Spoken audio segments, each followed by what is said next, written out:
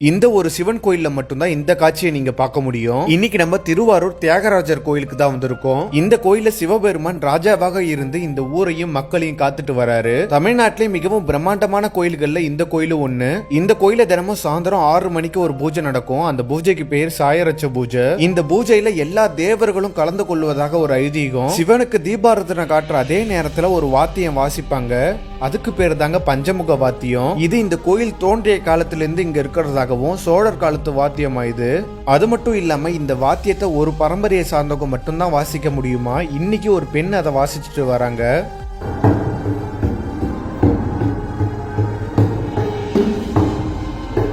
இவங்க ஒரு ஆசிரியரா இருக்காங்க. இந்த ஒரு சிவப்பணியை செய்யவே 6 மணிக்கு டான்னு வந்துருவாங்க இந்த கோயிலுக்கு. இப்படி ஒரு புண்ணியம் கோடி கோடியா இருக்கிற அம்பானி அதானிக்கு கூட கிடைக்காது. இந்த அம்மாவுடைய பாரம்பரியம் தான் இதை வாசிக்கிறாங்க. வேற யாரும் இதை வாசிக்க கூடாது, வாசிக்க முடியாது.